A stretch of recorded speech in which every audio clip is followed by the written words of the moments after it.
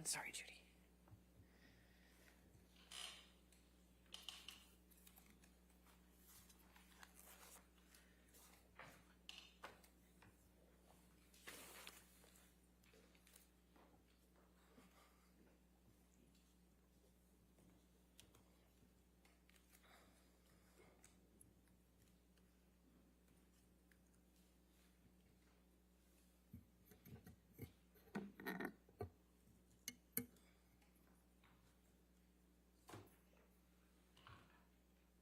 Are you ready for the jury? Yes. Okay, thank you. Appreciate it. Yes, ma'am.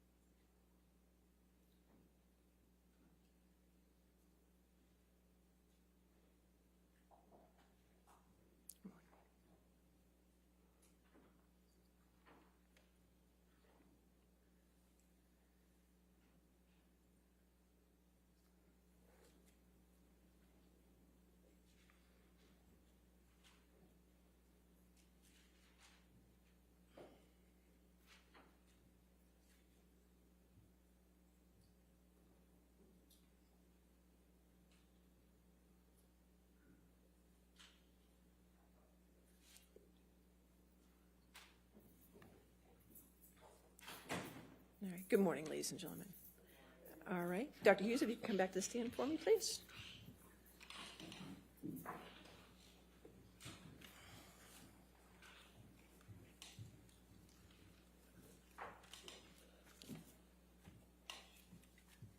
right. Thank you. Good morning. Good morning.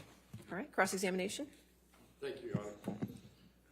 Good morning, Dr. Hughes. I'm Wayne Dennison. We haven't met before. No, good morning. Good morning. You testified yesterday that you have to give careful attention to gendered stereotypes. Correct? That is correct. When you're talking about intimate partner violence, you have to pay attention to gendered stereotypes. And during your testimony, you in fact paid attention to gendered stereotypes, correct? I'm not sure what you mean. Well, you said we were going to have to pay attention to gendered stereotypes, and then you testified at length where you referenced both men and women. You paid attention to those stereotypes during the course of your testimony, correct? What I was saying was you have to pay attention to gendered stereotypes when you're conducting these evaluations. You can't assume all the time that the male is the perpetrator and the female is the victim. You have to go into the evaluation understanding that the male also could be the victim of intimate partner violence. In fact, you're aware that there are large-scale studies that do say that IPV towards males does exist. Of course. Okay. And every time you referred to the characteristic of a victim of intimate partner violence yesterday, you used the pronouns she or her, didn't you? I was using the she and her pronouns in this case because my determination was, as I stated, that Ms. Heard was the victim of intimate partner violence. That is why I was using the she, her pronouns. You, in fact, said women gets into the relationship for all the right reasons. That's what you said. The woman gets into the relationship for all the right reasons. And then you say difficult for victim to extricate herself. You go on to say that she can and she should. Over and over you use she, right? I believe in this case I did because I was referencing this case where I found Ms. Heard to be the victim of intimate partner violence. It doesn't mean that men don't get into the relationships for all the right reasons too. I believe they do.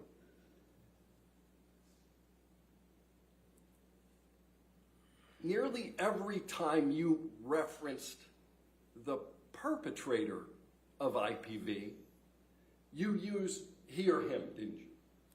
And it goes back to the same reasoning as I'm describing my understanding and my evaluation in this matter. Of course, men can be perpetrators and victims of intimate partner violence. That's well established in the research, and that's well established in my clinical practice as well.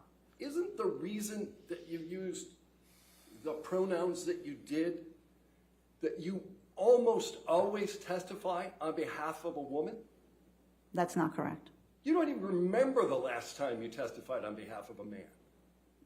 Well, I don't testify on behalf of someone. I testify as to the results of my evaluation. I frequently treat and assess male victims of childhood sexual abuse who are coming into treatment for abuse by their Boy Scout leader, by their coach, by their teacher, by a trusted adult. I see them in therapy. I see them in forensic matters, in criminal cases. So I treat and evaluate men all the time. I didn't ask you about treatment. I asked you about testimony. You broke out your practice between treatment and testimony. I'm not asking about treatment.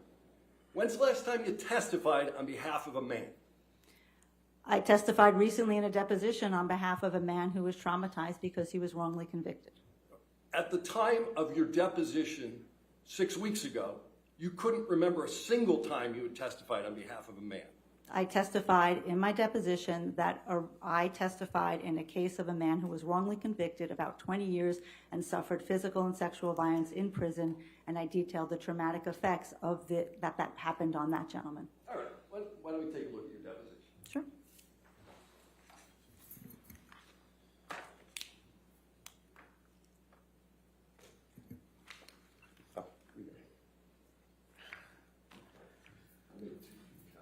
All right, thank you. Yes. Thank you.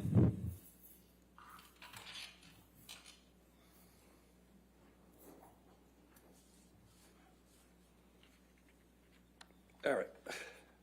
Transcript of the deposition that you gave March 28th, 2022, correct? Yes. All right. Let's go to page 77.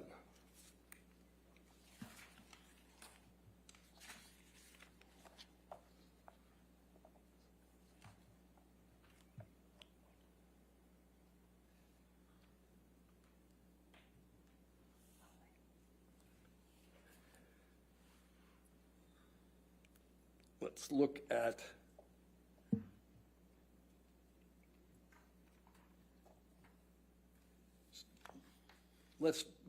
page 78, line 8. So you can't recall a single instance where you were hired by the attorney representing the male in an IPV matter, correct? In an IPV matter, not in a trauma matter or a child sexual abuse matter. Okay, so that's the distinction. You don't have any recollection of ever testifying on behalf of a male in an IPV matter.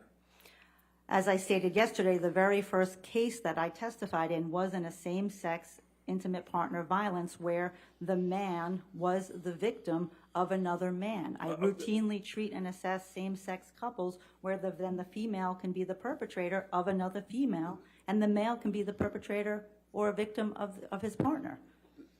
So let me get this. You testified in a case where one male is alleged to have engaged in IPV against another male.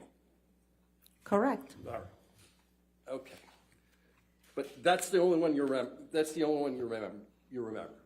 No, I've done this frequently. As you well know, most cases don't go to trial. I've worked on hundreds and hundreds of cases. You've limited it to testimony. Many cases don't come to trial, but I've issued reports and worked on many cases of same-sex intimate partner violence where men are the victims. But I did ask you about testimony, and I limited the question to testimony, and the only testimony that you remember is the same-sex couple, right?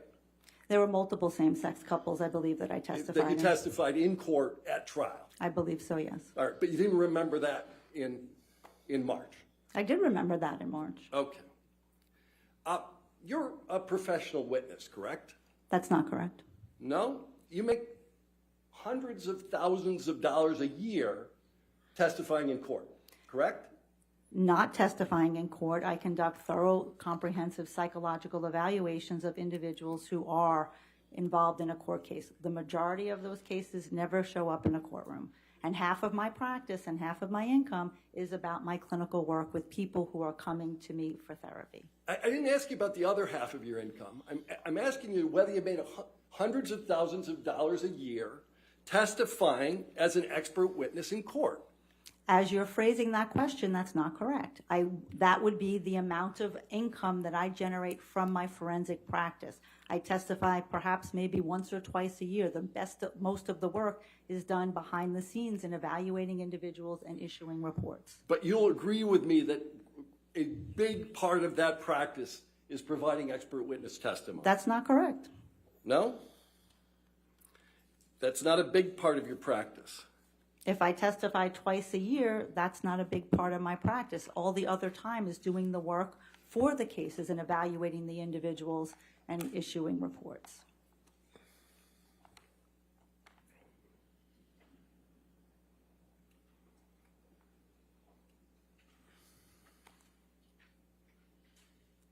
All right. What percentage of work do you devote to forensic psychology?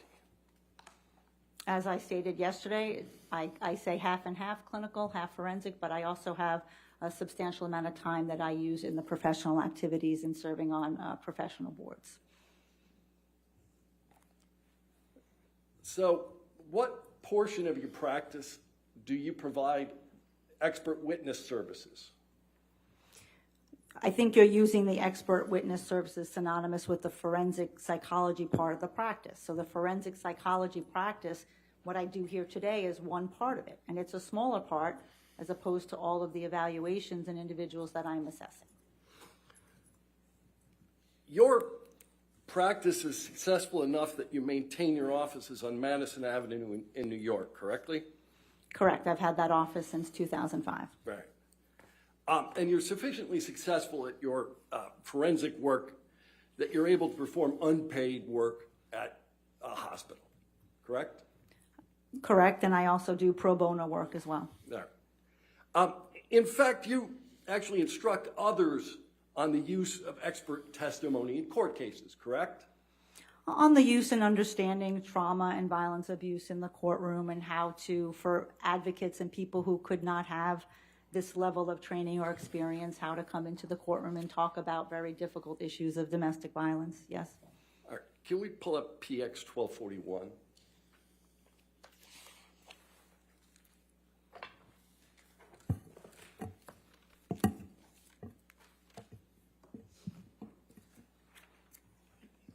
Do you recognize that document? Yes, it looks like the front page of a PowerPoint presentation And it's a PowerPoint presentation given by whom? by myself and Mary Ann Dutton, who is a very well-known and respected researcher and clinician in the area of domestic violence. And what's the topic of the PowerPoint that you're giving? Expert witness testimony in cases involving domestic violence. Okay. And who did you give this presentation to? That was to the National Clearinghouse for the Defense of Battered Women. That is an organization that provides legal services to women who have assaulted or killed their partners in self-defense, and mostly people who these individuals, the women who they've seen in treatment are through shelter-based programs or through advocates, and those are individuals who don't really know how to come into the courtroom and talk, and that's what this presentation and training was for. I'm going to move PX 1241 into evidence. Any objection? All right, 1241 in evidence. Do you want it published or? Yes, let's publish it to the jury. Thank you. Okay.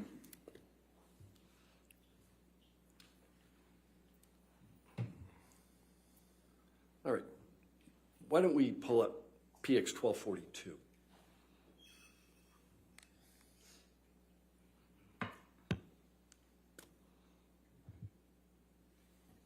Do you recognize this document? Yes, this also looks like a PowerPoint presentation that I gave. All right. And what is the name of this PowerPoint presentation? This is called The Use of Psychological Experts in Cases of Domestic Violence. It was presented to the Kings County Bar Association, which is in Brooklyn, And what this presentation talked about was some of the things that I talked to you all about yesterday, the myths and misconceptions in intimate partner violence, when women use force, what happens if they drop protective orders, how they present in court, and that's what this presentation was to attorneys at the Bar Association. Okay, but this is another presentation that you gave as to the use of psychological experts, and you gave it to a bar association. Right, they were prosecutors and defense attorneys in attendance at that Bar Association. At your deposition, you testified that you were going to be paid $100 an hour for your time in this case. I did not testify to that. You did not? That's an error in the transcript. Oh, that's not right. That's correct. So, and you corrected the transcript? We did not do an errata in the transcript at this point. So you knew there was an error in the transcript, but you didn't fix it? There were several errors in the transcript. But you didn't fix any of them? There was no time to fix them, that's correct. All right. So you're not being paid $100 an hour. How much are you getting paid? I'm being paid $500 an hour. $500 an hour. And that's what, and that's the bill you sent for your deposition, right? $500 an hour. Correct. Right. You submitted a number of disclosures in this case. You have not formed an opinion as to whether Mr. Depp committed intimate partner violence against Ms. Heard, correct? Correct. I formed the opinion that Ms. Heard's report of the intimate partner violence is consistent with what we know in the literature about intimate partner violence. You have a limited role here comparing individual data to group data and then just determining whether it's consistent, right? I wouldn't say it's a limited role, but that's generally correct. You wouldn't use the word limited role? A limited role in terms of how we go about a forensic evaluation, not a limited role in this case. Do you remember whether you used limited role in your deposition? I don't. If you have it in front of me, you probably think I did, but sure. And you have no independent knowledge of the facts underlying the alleged abuse, correct? I have the knowledge of the plethora of documents that I've reviewed in this case. No, I'm asking you your independent firsthand knowledge. You have none of that, right? You mean whether I was there? Yeah, you weren't there. Of course not. Okay. And you're not testifying to the veracity, the truthfulness of any of the allegations. Correct. I'm testifying to the consistency of the data points of all the different documents, including the psychological testing and the clinical evaluation that I conducted of Ms. Heard, and how that comports with the therapy records and all the other documents and the photos and texts that I reviewed. And you have no personal knowledge of any abuse. Correct, personally. Correct. Right. And all you know is what Ms. Heard self-reported to you and others. That's not correct. Because you did collateral interviews? And I reviewed medical records, and I reviewed other witness statements of what they witnessed and what they saw. And all of those statements that you reviewed, those were statements that started with Ms. Heard, correct? Not necessarily. Well, the medical records did, didn't they? Well, the medical records, if she's self-reporting what happened to her, sure. I mean, that's what we do when we go to a physician. We say, I have a headache. We're self-reporting our difficulties. Yeah. Everything Ms. Heard reported directly to you was after she was sued by Mr. Depp in this case, correct? Correct. And you didn't meet Ms. Heard until, what, September 2019? That was the first evaluation appointment, correct. How'd you get engaged? Engaged? How'd you get hired to do this work? I was contacted by the legal team. Or were you interviewed by her legal team as to whether you were going to testify here? I was not. You were not interviewed. I was not. You were contacted. Correct. Had you worked with that legal team before? I had. Yeah. So they already knew who you were, right? Correct. Right. And at any time that you were working with Ms. Heard or assessing Ms. Heard, she could have chose to fire you, correct? I suppose her legal team could have chose to fire her. I was not her. She is not my client. The legal team is the one who hires me. I am responsible to the legal team, not Ms. Heard. And the legal team that hired you already knew who you were because you worked together previously. And clearly they knew of my expertise in this area of intimate partner violence and traumatic stress, which is why they contacted me to work on this matter. All right, several times yesterday you used language about assessing Ms. Heard's relationship with Mr. Depp. Do you remember talking about that? Sure. You can't assess a relationship without talking to both parties, can you? You certainly can get a lot of information from one party, absolutely. But And you're gonna- especially when it's buttressed by other documents, including 4 years of therapy records and couples therapy records, you can get a lot of information based on those documents and that contemporaneous reports of the relationship.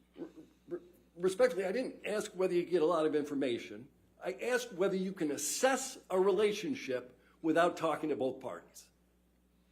I believe you can. There are certainly limitations inherent in that, but you certainly can. You talked to Ms. Heard for, what, approximately 30 hours, right? Correct. How long you spent with Mr. Depp? I did not spend any time with Mr. Depp. It was my understanding that he did not sit for a psychological evaluation. Right.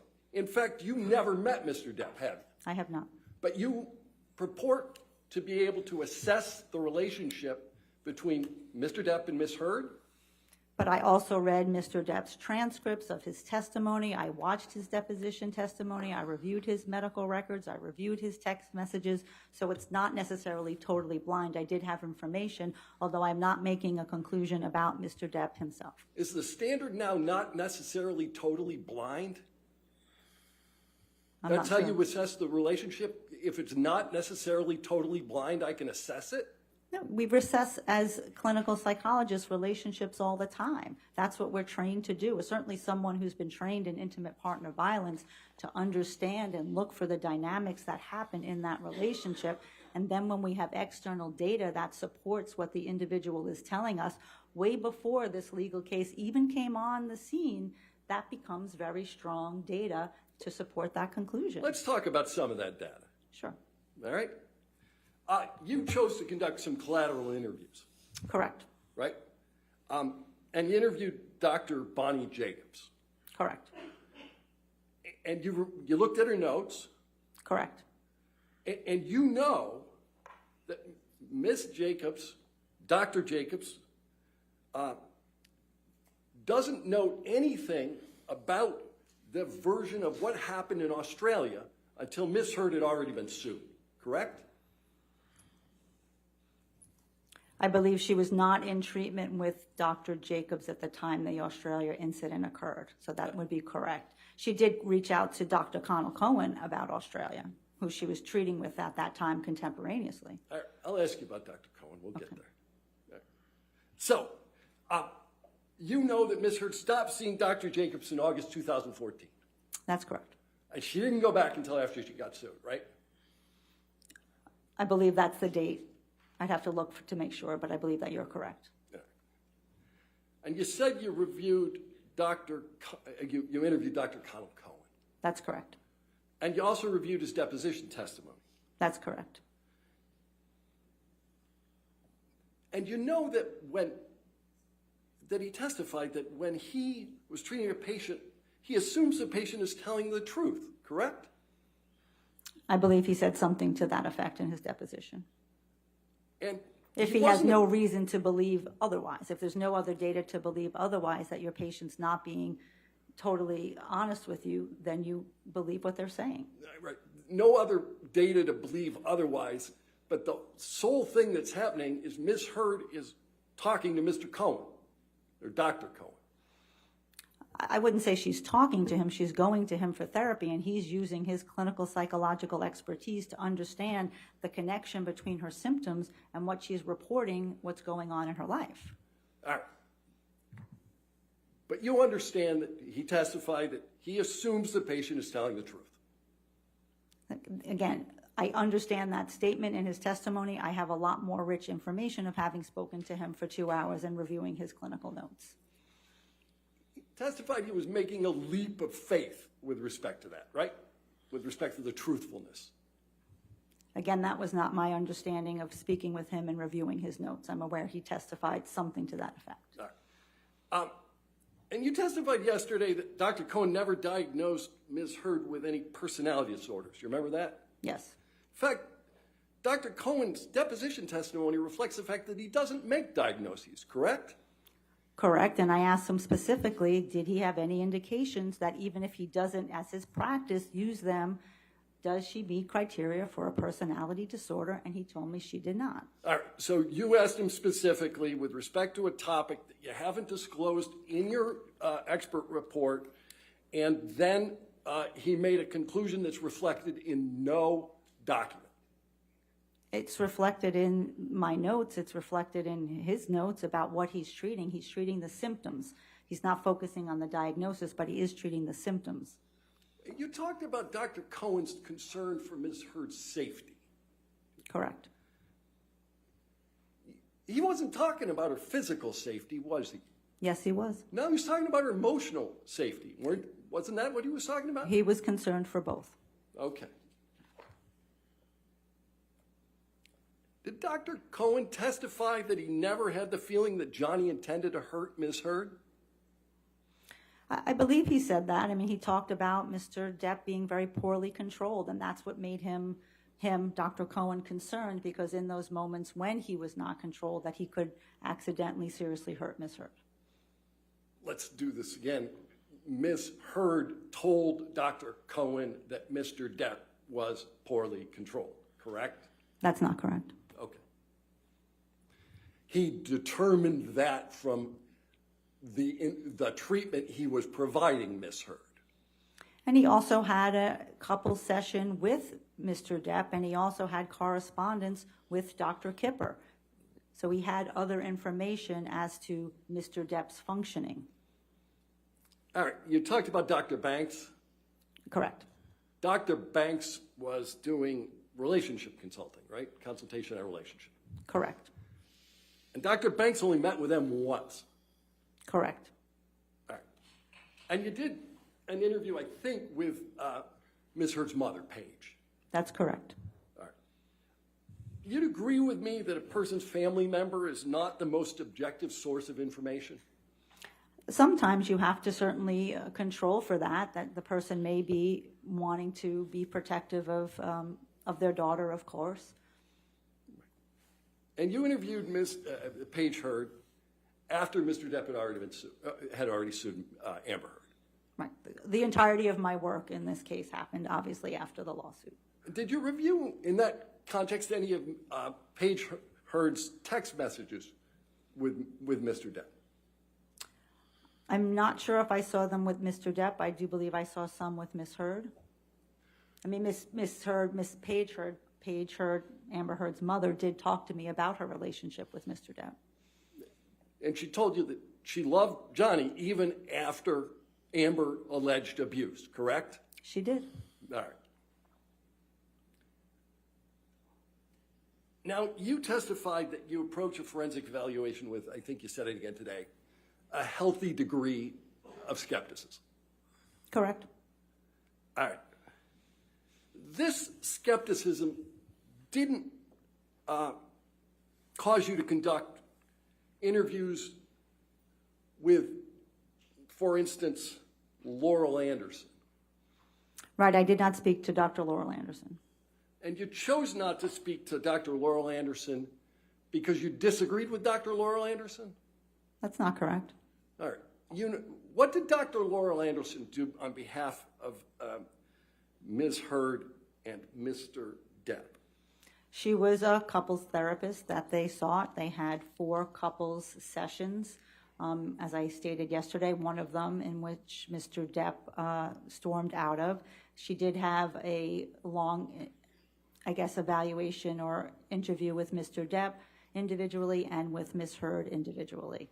And then she saw them intermittently after the May 21st, 2016 incident, and when they were filing for divorce. So you didn't interview Laurel Anderson, but you know what she did. How'd you figure that out? Because we had her redacted notes and her deposition. All right.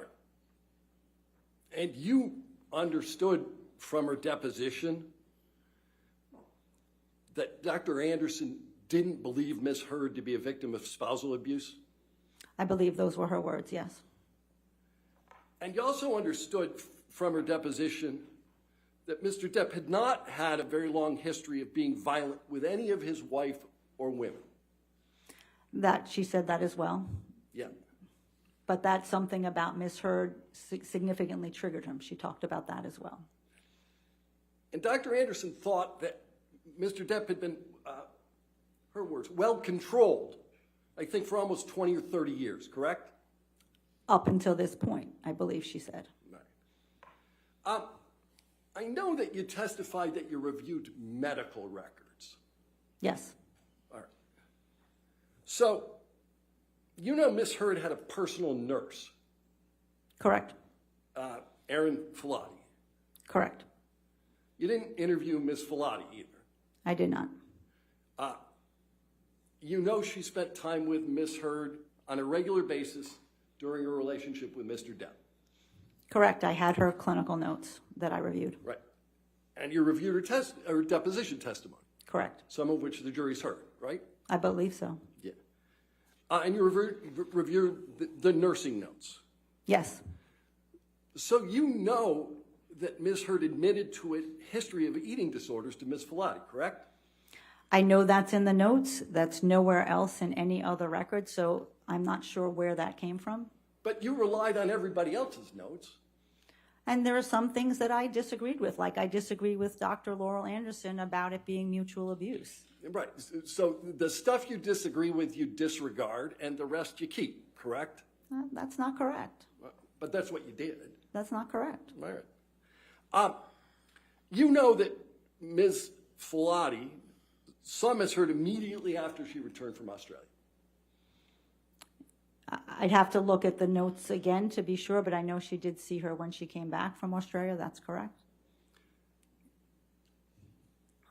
Did Ms. Filati document any injuries to Ms. Heard in her notes? I did not see that in the record. Okay, so you looked at her notes, and there's no injury to Ms. Heard documented in her nurse's notes following her return from Australia. Correct. Okay.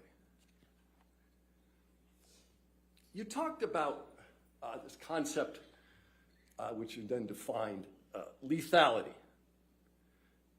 And you testified there are certain factors of their present relationship where a woman ends up murdered by her partner. Correct. And that's one of the ways you look as to whether a woman is in a very dangerous situation. Correct.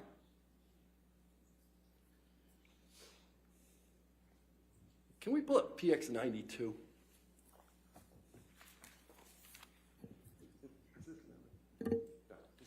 So It's an evidence. published to the jury. Yeah, it will be published. Do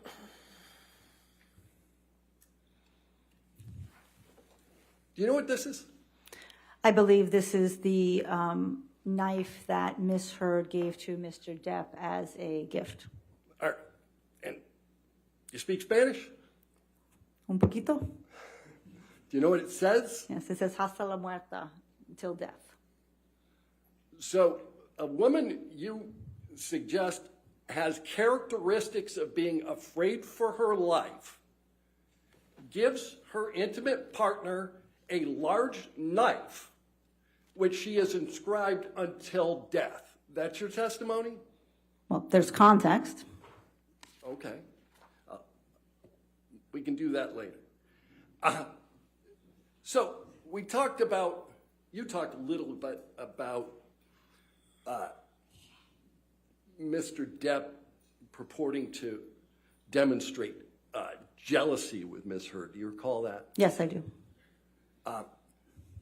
And you specifically talked about Mr. Depp displaying jealousy regarding the actor James Franco.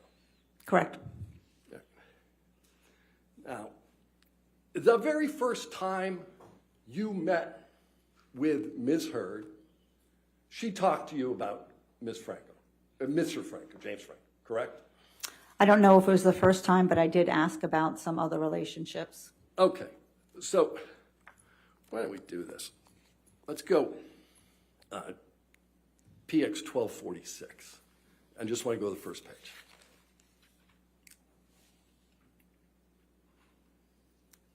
All right. So, do you recognize the document that's in front of you? Yes. All right. And what I would like to do, what is it? It's a top sheet of a background information questionnaire that I use to help guide the evaluation.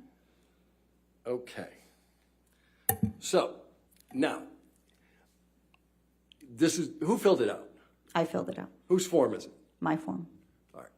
I'm going to move just the first page into evidence because we're going to talk about other portions of it later. Could you back out so she can see the whole first page? Any objection?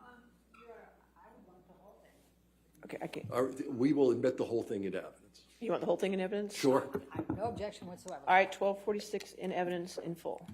Okay. Are there any identifiers that need, or we're just going? Yeah, I'm sure there's going to be some. All right. Probably. Okay, so you owe me a redacted one, correct? Don't know what the nature of the redactions are going to be, but Okay, well, you Yeah. can discuss it. We'll work with Okay, them on that. thank you. But I'm All right. positive there's identifiers on there. all right. 1246 has been moved into evidence. Can we blow up the bottom right-hand corner? All right, you want to publish to the jury? Yeah, let's publish it to the jury. I'm not comfortable publishing to the jury if there's identifiers. I don't. Yeah, I'm happy to do it at a break to make sure that we. Well, we can, why don't you, I don't see anything on the first if page. you want to look at that, any objection to that?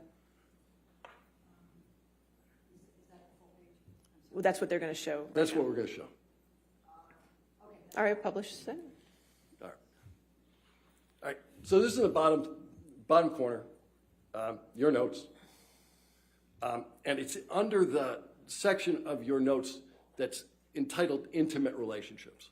Correct. Right. And one of the notes here on the right, it says JF, that's James Franco, right? Correct. Got close but really wanted to be with Johnny. Well, it says JF friends. They were friends. All right. Said friends, but you put him under intimate relationship. Well, there's a line there because I was asking specifically about other things that were allegations in this matter. There's a line there because you did not believe that they should go under intimate relationships, but it's on your form? She wasn't telling me that this was an intimate relationship. I queried as to what's going on with James Franco because that was something that was raised in this case. And there's a note for December 2015. When they became more friends, more friendly. Right. And that was a period of time in which Ms. Heard was married to Mr. Depp, correct? Correct. So she became close with Mr. Franco in December 2015, and at least you put it under intimate relationships. With a line differentiating another part of this document. Okay. Did you provide another header, like a header that says friends? No. No. Well, let's look at the next one. The next one says, I think it says Elon. Correct. It's Elon Musk, right? Correct. All right. May 2016. Correct. Met Ball. Correct. That's a big fancy party in New York, right? Yes, it is. All right. And she says she dated him after Johnny. Correct. She met Elon Musk in May 2016 when she filed a TRO. The last answer was May 21st. I believe it was May 26th, 27th. I'm correct? When did she start dating Elon Musk? Sometime after that. All right. Yeah, sometime after the TRO? I believe so, yes. Okay.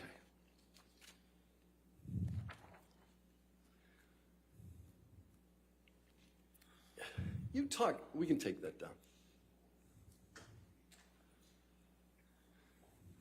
You talked quite a lot yesterday about this concept of reactive violence. Yes. Yeah.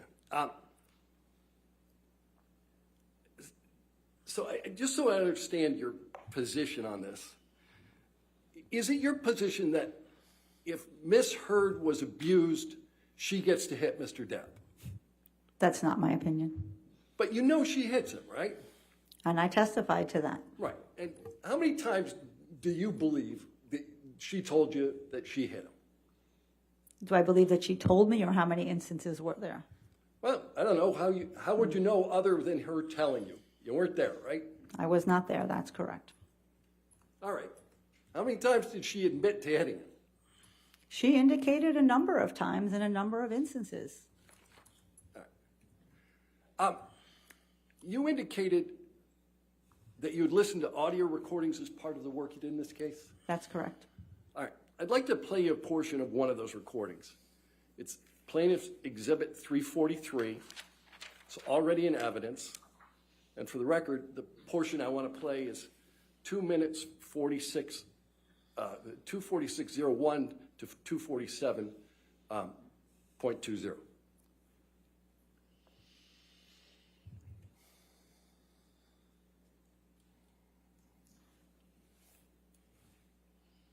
I said to Travis, I said to you, hey, tell Travis what just happened. Oh, you told me to do it. You told me to. You said, go do that. I said, no, tell him what just happened. And I lied. And that you punched me in You're the right. fucking thing. And You figured in it the out. face. And you said, no, fucking, I didn't. What the fuck are you talking about?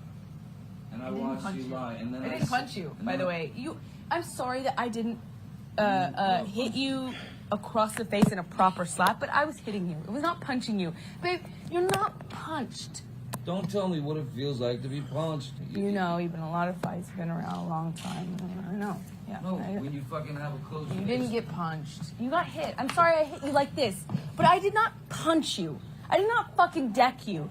I fucking was hitting you. I don't know what the motion of my actual hand was, but you're fine. I did not hurt you. I did not punch you. I was hitting you. How are you talking? What am I supposed to do? Do this?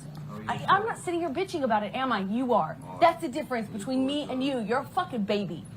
Because you started. You are such a baby. Grow the fuck up, Because you started Johnny. physical fights. I did start a physical Yeah, fight. you did. So I had Because- to get the fuck out of there. Yes, you did. So you did the right thing, the big thing. You know what? You're admirable. You agree with Ms. Heard that it's admirable to retreat from a fight? Is it admirable? It is admirable to retreat from a fight. Yeah. Anything about this tape suggest to you that it's characteristic of reactive violence?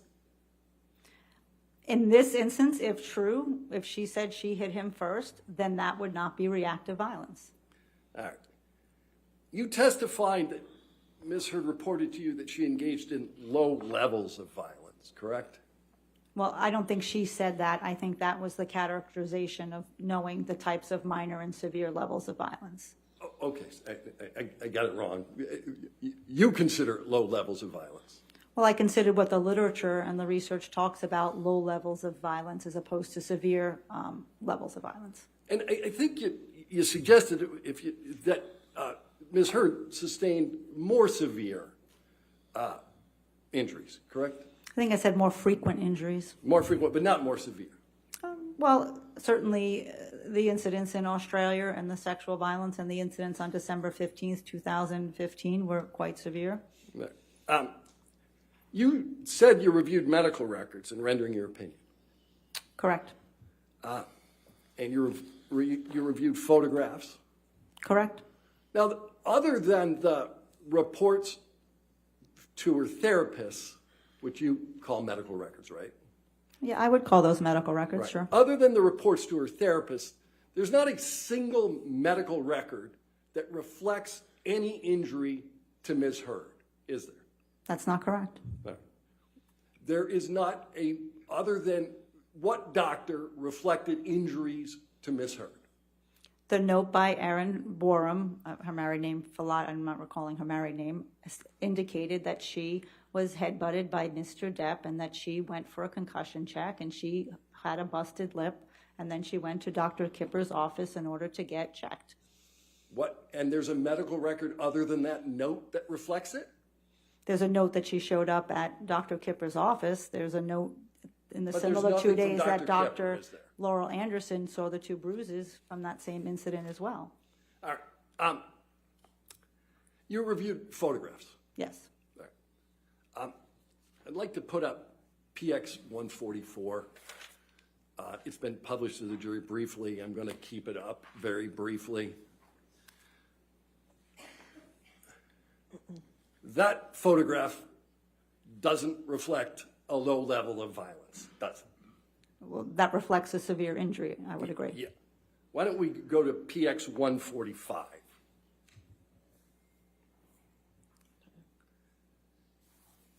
That's a severe injury that ended up with Mr. Depp on a gurney, correct? That is a severe injury, correct. All right.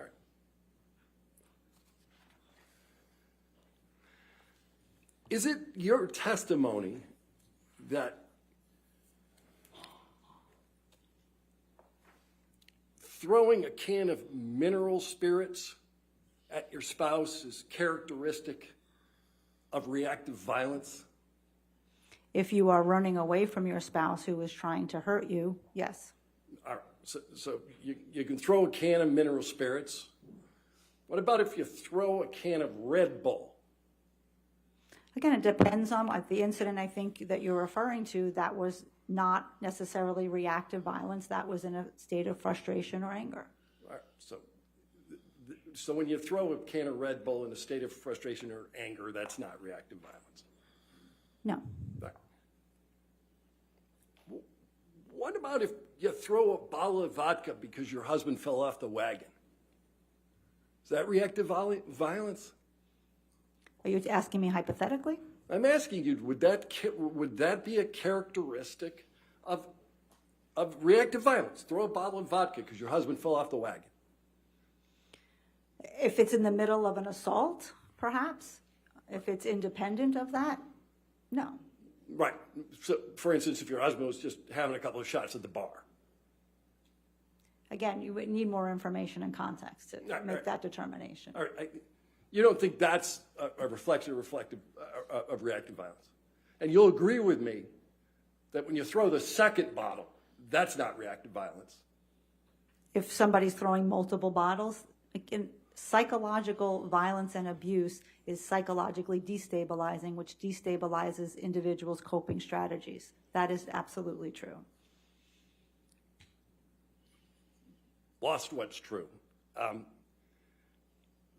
Is it your testimony that once you've thrown one bottle and missed, when you throw the second one, now it's reactive violence? That's not what I'm saying. I don't think throwing bottles is acceptable in any context. All right.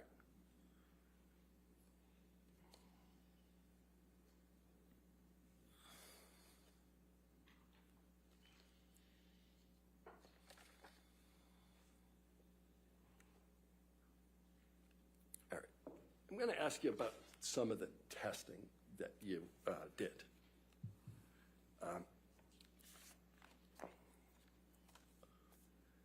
One of the things that you did was a form looked like called a CTS2 relationship behaviors form. The conflict tactics scale, correct. So CTS2 stands for conflict tactics scale. That's correct. And this is one of the documents that you had with you on the stand yesterday. I had all my testing with me and all my clinical notes from my evaluation with Ms. Hurd. And you gave me a copy of it because you looked at it during your testimony. Because you asked me, so I gave it to you, yes. Right. All right. But you have a good recollection of what that test is about, the CTS2 test. I have a very good memory and a very good recollection. I want to give the jury the most accurate and thorough information of having done 12 tests with so many questions, I wanted to just be as accurate as possible. I'm sure my memory would miss some things that might be relevant. All right, so let's talk about the CTS-2. It's dated 9/26/2019. Correct. All right, 9/26/2019. And it goes through and it asks a whole series of questions about what you've done and what your partner has done. That's correct. There's tons of these questions. Correct. And every single one of those questions is preceded by the same question, right?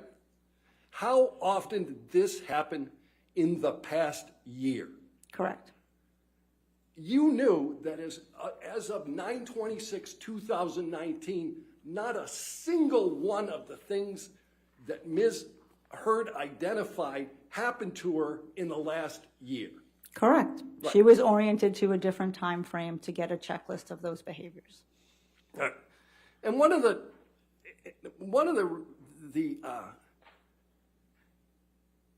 although it says, please, how often did this happen in the past year? One of the questions is, my partner used force to make me have oral or anal sex. Correct. She went with 0 on that, right? I'd have to see if you'd like to show me. Right. You have any recollection that she didn't go with 0 on that? I have a recollection at that point in time, she was framing those type of acts as angry sex. She And you wasn't helped her- framing them as physical force, as most women don't on these measures. And you helped her to reframe it as something other than angry sex, didn't you, doctor? My job was not to do treatment. My job was to do an evaluation, and that's what I did. All right. So you did an evaluation, and one of the evaluations you did and one of the diagnoses that you ultimately made relates to PTSD. That is correct. All right. And you diagnosed Amber Heard with PTSD long before you made use of the gold standard test for PTSD. That is correct. All right.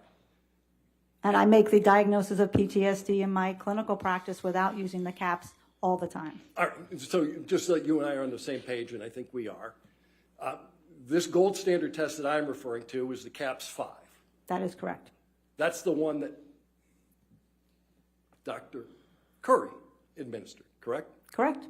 All right. You didn't administer the CAP-5 until after you'd already diagnosed Amber Heard with PTSD, right? She had PTSD in 2019. She had PTSD in the beginning of 2021 when I evaluated her. And then she had PTSD in December 27, 2021 when I administered the CAPS. That's correct. All right. I think I asked a much more narrow question than that. You didn't diagnose, you didn't give the CAPS-5.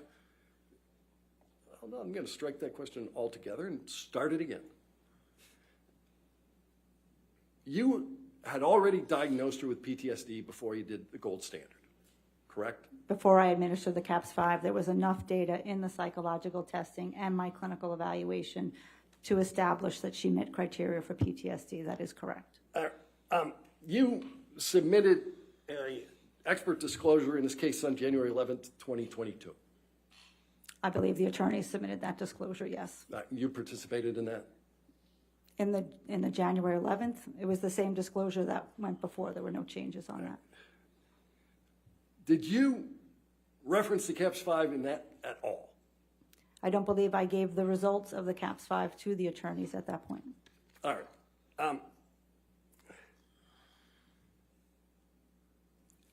You met with, I got dates here. This time I'm using the cheat sheet. All right. You met with Amber Heard on September 26, 2019. I would love to have my cheat sheet, but I'll take your word for it. I'll share. Thank you. October 11, 2019. When did you give the CAPS-5? The CAPS-5 was administered the last time that I saw Ms. Heard. I saw her over, as has stated multiple times over the past 2.5 years, and having not seen her in about a year to get an accurate assessment of her current symptoms, having had all the background information, the CAPS-5 is a great structured clinical interview to do that. All right, so you hadn't seen her for about a year before you gave her that test. That is correct. And you did it over Zoom. That is correct. All right.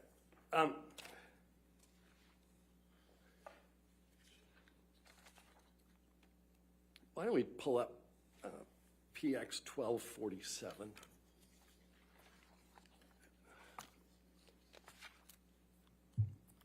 And this may. This is a new one, so we don't have it. I just need to know. I'll get you. Sure. It's just to the witness right now, so, okay. Okay. Sure. You can, Dr. Hughes, you can actually help with that question. This is like more than 20 pages long. Right? It's about 20 pages. Right. All right. Let's get a copy of it. This is a series of questions that you use to test for PTSD. Correct. All right. And you recognize the first page. This is the first page that you filled out. That's your handwriting. That's correct.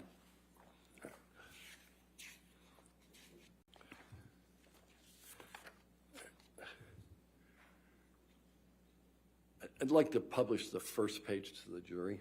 Do you wish to have it in evidence? You're moving it into evidence? Yes, I am. I'd like to have a copy of it before I. He's just publishing the first page. Any objection to the first? Okay, first page in evidence. All right. I think in the future, they should, at a minimum, give us a copy of whatever they're putting in. All right. I don't have the ability. Could you put your microphone on? I'm just having, I don't have the ability to scroll down, so I can't see the rest of this, and it's a brand new I'm sure they'll exhibit. get you a copy of it. Thank you. That's fine. I'd like to go to the second page.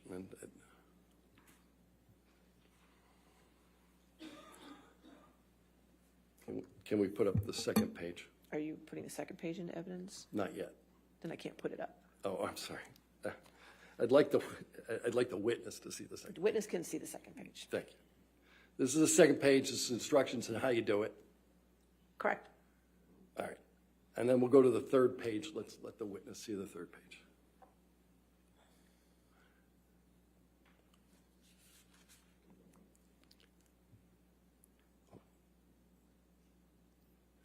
Now, this is entitled scoring. Correct. So when you score, you look at two things, right? You look at frequency and intensity. Correct. All right. Those are the two factors you use to score. Correct. All right. Can we go to the fourth page of this document and just show it to the witness? All right. So, Dr. Hughes, this is the first page of the CAPS-B where, other than the identifying information, where there's any input into the document, correct? The CAPS-5, you said the CAPS-B? Yeah, I Okay, misspoke. yes. This is the criterion A, which means that in order to, as I said yesterday, to obtain a diagnosis of PTSD, you have to have sustained a very specific traumatic event. That's the first gate to get through the door. All right. So,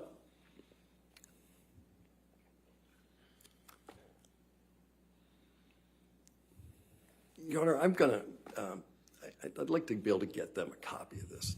Is it too early to take the break or? A little bit if you All can. right, I can do move something on. else. Okay. Yeah. All right, so do you recognize the first page or the fourth page of this document? Yes, I do. And the handwriting on the fourth page is yours? It's all my handwriting. All right, the entirety of it is yours. I'm going to move this document into evidence along with the first page. And that one is, what number? I think it is You're still on 1247. 1247, Okay, so you want to move the entirety of 1247 in. yes. Do you have a copy of 1247?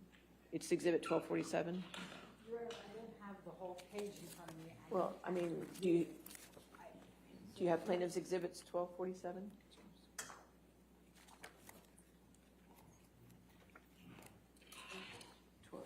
Plaintiff's 1247.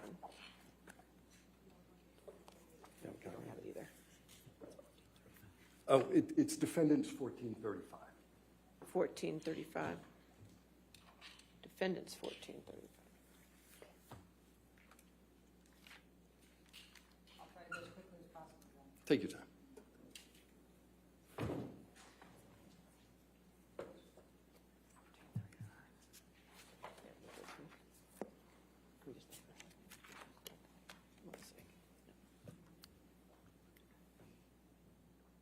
Did you want to take a look at the court's copy? Would that be easier for you? It's 59 pages. What is he moving in? I mean, I don't think I we can think do he's a moving partial. are you moving the entire document in? Yeah, I'm going to move the entire document in evidence. I don't think I have an objection to that. No objection? No Did you want to take a look at the court's copy, or you're good? Yeah, I would, thank you. My apologies. That's fine. Thank you, Jamie.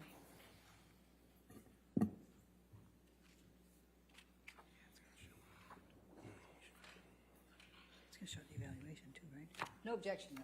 All right, so even though I pulled it from defendants 1435, we want to make this 1247 plaintiffs, correct? Yes, Your Honor. Thank you. Okay. Does Your Honor want to back up? I kind of need it. All right. Thank you. We'll just change the number on it. All right. All right. So it's 1247. I say, okay, 1247 in evidence. Plaintiff's 1247 in evidence, and now it can be published to the jury. Thank you. Why don't we publish the fourth page where we're talking about? All right. So what this references is the event you said was the worst, and what you have filled in here is 3 words. IPV by Johnny, right? Correct. All right. And then what happened is the next box, and you've not written a single thing in the box, right? Because I've already spent 20 some odd hours with Ms. Hurd, I know what goes in that box. If you So- look at the top, it says administer the life of check checklist or an other structured trauma screen. That screen had already been conducted. Right, but there's a box on the gold standard test that asks what happened, and it says, how old were you? How were you involved? Who else was involved? Was anyone seriously injured or killed? Was anyone in life danger? And none of that information you provide in your analysis on the CAPS 5. Your Honor, I hesitate to object, but that's very compound. It is. Okay, I'll sustain the objection if you want to rephrase. We can do it Okay. the slow way. The first question is, how old were you? All of the information that would go in that box is contained in my 80-plus clinical notes of my evaluation of Ms. Hurd up until this point. It would have been incredibly redundant to do that again here. But you knew other people would review this, didn't you? And I knew that they would have my clinical notes as well. Oh, so they're supposed to parse through your clinical notes so that they can figure out what you chose to be the anchoring event. I didn't choose to be the anchor. The client chooses to the anchor to identify what the worst event is for them. You wrote IPV by Johnny. That's what you determined to be the anchoring event. When I asked Ms. Hurd, once again, of the traumatic events that she experienced in her life, which one is the worst? This is what she indicated. Okay. But you provided no details with respect to it. There are a plethora of details in my 80-page is a handwritten, single-spaced clinical notes. Right. All right. Let's go to the next page.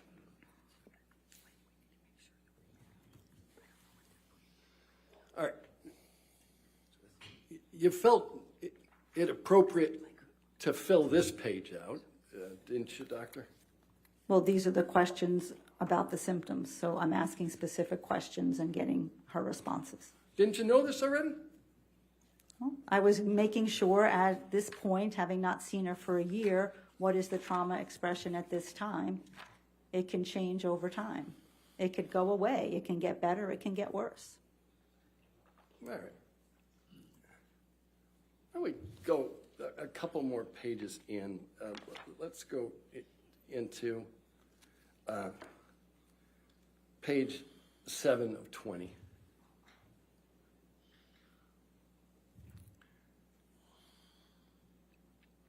Now, there are a couple of boxes that you filled in on this. Let's look at item 5, B5. You don't provide any indication of what kind of triggers, what kind of reminders trigger these reactions. She answered that on the previous questions. All right. And you didn't provide any answer as to how long does it take to recover. She has some difficulty recovering. Okay. And then there's this question that says, how often has this happened in the past month? Number of times. Correct. And we talked about how these things are scored, and we looked at, you got to look at frequency and intensity, right? Correct. And you left the frequency box blank. Well, no, if she said several times a month, then that's what the frequency is. And you didn't fill that frequency box in at all. Because she told me it was frequently several times a month, which is one of the anchors in coding the CAPS. All right, let's look at the next one. The very next box. Again, this is scored by frequency and intensity. How often in the past month? Correct. Blank. Pardon? How often in the past month? You left that one blank again, right? She tells me it happens at least twice a week, so certainly I could multiply 2 times 4 and put in 8. And you certainly could have written the number 2. But it wasn't 2, if it's happening 2 times a week. All right, so 2 times a week towards times the number of months. Now you got 2 digits instead of 1, right? That's all it took to write that down. This is in a 1-month period, so it would have been a 4-week period. How often in the past month? That's what it says. Correct. You You said chose months. not to answer that question. Let's look at the next page. Again, scoring is frequency and intensity. How often in the past month? Again, you left it blank. If you look on the right-hand box, that is where we are indicating the frequency and the severity. If you can see where I circled moderate, it's happening more than twice a month. That's where I'm indicating the frequency of the symptom expression. Okay, but aren't you skipping a step? You're supposed to do intensity and frequency. And when somebody says it's happening more than twice a month, that is a frequency indicator. All right. Let's go to the next box.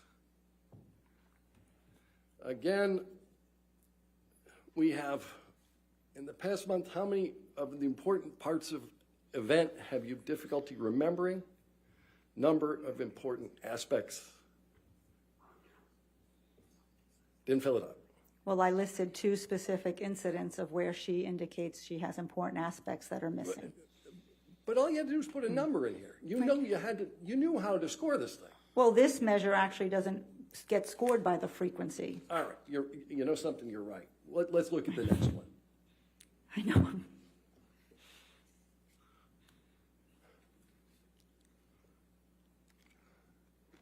The next one gets scored by the frequency. That's blank, right? Well, I did not code it as a PTSD symptom. Okay, let's go to the next one.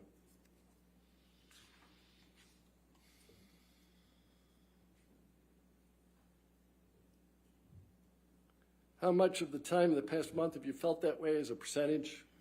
Right? So as you can see, I circled 20 to 30% of the time. Right. But It's you just didn't as fill- I'm putting it on the right side in the box where I'm coding the instrument. We're going to talk about the right side in a minute. You took issue with the way that Dr. Curry did this test, didn't you? Correct. All right. But your test, in every instance where you're asked the number of times and to fill in the blank, you leave it blank. They're on the right side of the document. All right. You want to talk about the right side of the document? Let's do that.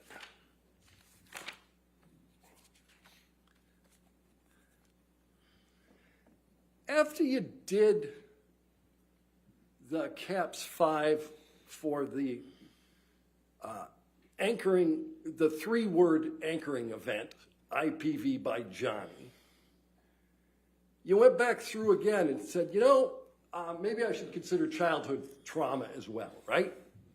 I wanted to test for the limits and see at this point in time, Ms. Heard had a child, and sometimes when people have children, their trauma gets evoked.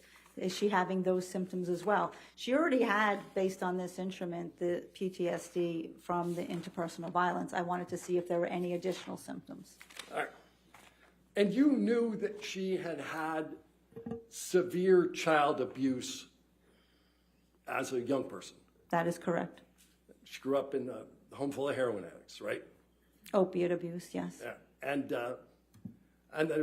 there was IPV between her parents. Correct. All right. And so you wanted to make sure that there wasn't some impact with this childhood trauma in the diagnosis of PTSD. Yes. Right. And so you decided to give her the test again. Well, I didn't give it again. It's called testing the limits. I went back to some of the questions where she answered in the affirmative and said, and is this also happening vis-a-vis your childhood abuse? Are you also having intrusive thoughts and feelings about childhood? Are you avoiding thinking about things about childhood? Is that happening for you now as well? All right. So there are a series of notations on the right-hand side. Let's go to page 5 of 20 in the test. All right. Why don't we highlight the right-hand notations that start under the word childhood? All right. So the way you tested for childhood PTSD is to write a notation in the corner and answer a couple of questions. Same test. Well, I wasn't administering a whole CAPS again. What I was doing was seeing, as we know with people who have what we call polyvictimization or revictimization, someone could in fact meet criteria for the PTSD from the domestic violence, but then they're also experiencing some symptoms as a result of the childhood abuse. Both can occur. Right. But Mr. Depp isn't responsible for her childhood abuse. That is correct. Right. And the way you tested this childhood abuse PTSD is you made notations on the in the right-hand column of a form that you partially filled out for the IPV by Johnny, right? Well, I disagree with the partially filled out. The frequency was clearly filled out in the box where we score the CAPS. But yes, I did write about the childhood to the right of that box. Okay.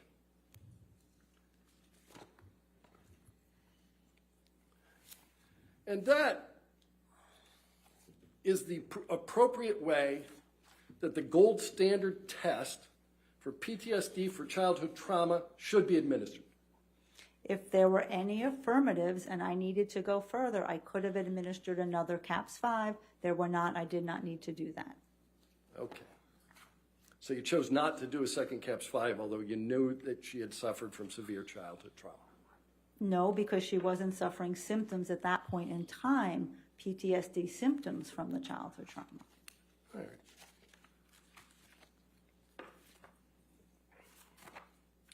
Mr. Dennison, are you moving to a different topic now? I am. Okay, all right, this might be a great time to take our morning break then. All right, ladies and gentlemen, we'll take our 15-minute break. Please do not discuss this case with anybody. Don't do any outside research, okay? Thank you.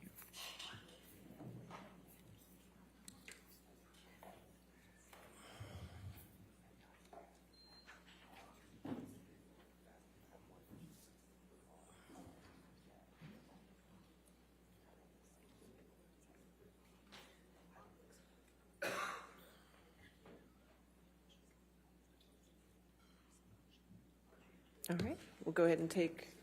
Your Your Honor, before you Yes. take the break. Yes. May I get a copy of the new exhibits from them so that I can see it over the break? I don't know if we can do it before, but we'll certainly get them to you. Well, I mean, I need to be able to redirect, and I have never seen these. Okay, well, we'll go through it. That's fine, all right? Although it's in your exhibit list. So that's Well, fine. if it's in my exhibit list, if they just tell me. To tell you the that's fine. exhibit numbers, that's fine. We'll work through it, okay? Let's take a recess of 11:40 then, okay? Thank you, All right, Your Honor. back at 11:40.